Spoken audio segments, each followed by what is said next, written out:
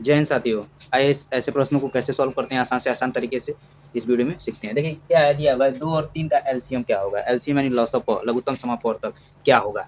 देखिए जब भी ऐसी संख्या दे दिया जाए क्रम वाली संख्या, जैसे 2 3 दिया जाए, 5 4 और 5 दे दिया गया, 15 16 दे दिया गया, तो हमेशा क्या करते हैं हम उसी दोनों संख्याओं का आपस में गुणा कर देते हैं, वही हमारा एलसीएम हो जाता है। यानी कभी भी जब भी हमसे अगर पूछ दिया जाए यानी 3 और 4 का एलसीएम क्या होगा, 10 और 11 का एलसीएम क्या होगा, 16 और 17 का एलसीएम क्या होगा, 20 21 का एलसीएम क्या होगा, तो उस स्थिति में हम सीधा क्या करेंगे, उन दोनों संख्याओं का आपस में गुणा कर देंगे, वही हमारा एलसीएम हो जाएगा। तो यहाँ पे क्वेश्चन में दिया गया है 2 और 3, 2 और 3 का एलसीएम पूछा गया है, तो 2 में जब 3 का गुणा करेंगे यानी 2 गुणे 3 कितना आएगा, 6 आएगा। इस ऑप्शन में कहाँ 6 है, यहाँ पे है, ऑप्शन डी क्या हो जाएगा, सही। देखिए प्रश्न क्या दिया हुआ है, 1/2 दिया हुआ है, फिर कोष्ट में 5/4 भागा 3/6 दिया हुआ है। इसमें हम बोडमास का रूल लगाएंगे। बोडमास का रूल कहता है कि हमेशा कोष्टक के सबसे छोटे वाले कोष्टक के अंदर पहले सॉल्व किया जाता है।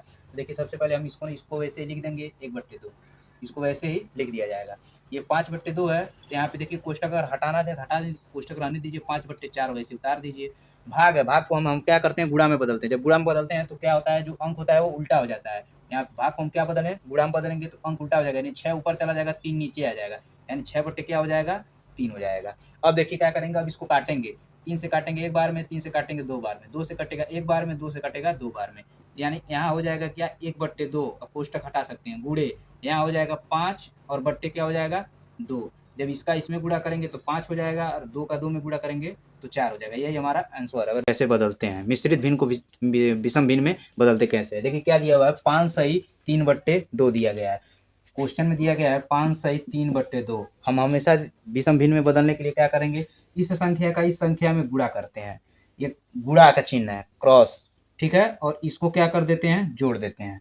तो यानी इसका इसमें गुणा करेंगे, 2 में 5 का गुणा करेंगे कितना हो जाएगा, 10, यानी 5 दूना 10, और 10 में 3 को जोड़ देंगे यानी 13। 13 क्या हो जाएगा 2। ये नीचे वाली जो संख्या होगी उसको बदलेंगे नहीं, उसको वैसे ही लिख देंगे, यानी 13/2 हो गया। अब इस ऑप्शन में 13/2 कहाँ है, ऑप्शन ए में, तो ये हमारा क्या हो जाएगा, उत्तर हो जाएगा। अगर परसेंटेज को भिन्न में कैसे बदलते हैं, देखिए 15% दिया हुआ है, 15% को हमको भिन्न के रूप में बदलना है, तो सबसे पहले हम 15% लिखेंगे।